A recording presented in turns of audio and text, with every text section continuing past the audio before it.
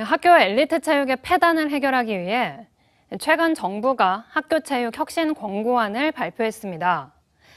하지만 경기도 체육계에서는 대안 없는 정책들이 오히려 학생 선수들을 학교 밖으로 내몰고 있다며 비판의 목소리를 높이고 있습니다.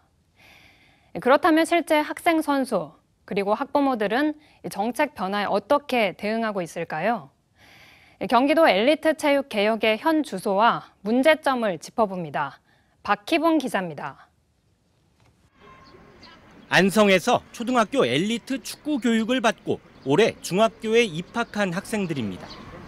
지역에서 유일하게 축구 클럽을 운영하는 중학교에서 선수의 꿈을 이어갔지만 한 학기 만에 축구를 포기하거나 뿔뿔이 흩어지게 됐습니다. 운영에 부담을 호소한 학교 측의 반대로 축구 클럽이 갑작스럽게 해체됐기 때문입니다. 축구부가 없어진다는 게 제 꿈을 포기하는 거나 마찬가지이기 때문에 저는 또 그게 축구부가 없어진 거에 대해서 좀 고민을 많이 하기도 했고 힘들었어요. 평택의 클럽으로 옮겨 축구를 계속하는 학생은 매일 승합차로 1시간이 넘는 거리를 이동하고 있습니다. 학교에서 운동을 할 때보다 공부할 시간이 더 줄어들었습니다. 지금은 이제 좀 거리가 멀어지다 보니까 학원도 이제 다니기가 힘들고 이제 좀 공부는 이제 좀 할 시간도 많이 없고 그런 거죠. 야구부가 있는 중학교로 멀리 진학한 학생 선수들의 가장 큰 고민은 통학거리입니다. 상시 합숙소까지 폐지되면서 학부모들은 본의 아니게 위장 전입을 감수해야 하는 처지가 됐습니다.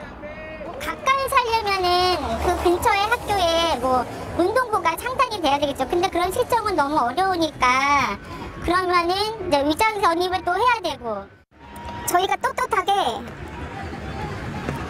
먼 곳에서 살고 있어서 불편해요, 힘들어요 이런 얘기를 못 하는 거예요.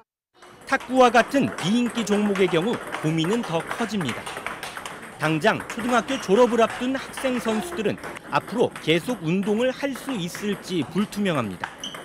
거주 지역에 탁구부가 있는 중학교가 없기 때문에 다른 시로 이사를 가거나 운동을 포기해야 하는 실정입니다. 이제 중학교를 가야 하는데 안산에 중학교가 없어서 다른 시로 중학교를 가야 하는데 그래서 좀 힘들 것 같아서. 학교 엘리트 체육이 설 자리를 잃어가면서 학생 선수들과 학부모들은 이 같은 현실에 직면하게 됩니다.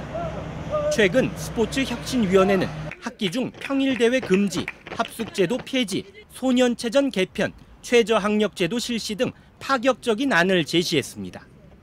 하지만 정작 학생 선수와 학부모, 체육계에서는 현장의 목소리를 담지 못한 일방적인 제안이라며 비판의 목소리를 높입니다. 학교 폭력과 안전사고 등 그릇된 관행을 없애고 스포츠 클럽을 활성화한다는 대의 명분을 세우려면 선행적 대책 마련이 우선돼야 한다는 겁니다. 체육 선진국들은 지역 기반과 그다음에 재정 인프라, 행정 인프라, 육성 시스템을 갖추고 있는 나라들이에요. 근데 현재 우리나라 지역 시스템에는 그게 전혀 갖추어지지 않고 있거든요. 근데 방향성은 맞는데 이 지역이 갖추고 있지 않기 때문에 지금 많은 현장에서 어려움을 겪고 있고요. 최근 3년 동안 경기도에서는 287개 학교 운동부가 해체됐고 2,000명에 가까운 학생 선수들이 운동을 그만뒀습니다. 경기도교육청은 학교 엘리트 체육의 대안으로 지역형 클럽 스포츠 전향을 추진하고 있지만 아직 구축 단계에 머물고 있는 실정입니다.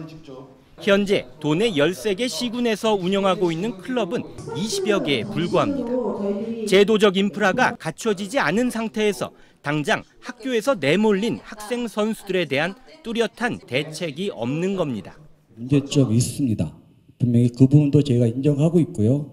그 부분과 병원에서 지역 스포츠 클럽을 좀 확대해서 다양한 측면의 모양을 만들어가자 해서 학교 스포츠 정상화는 엘리트 체육의 문제를 바로잡자는 취지에서 시작됐습니다.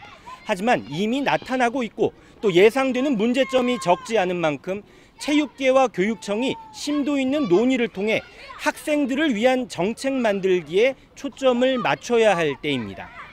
티브로드 뉴스 박희봉입니다.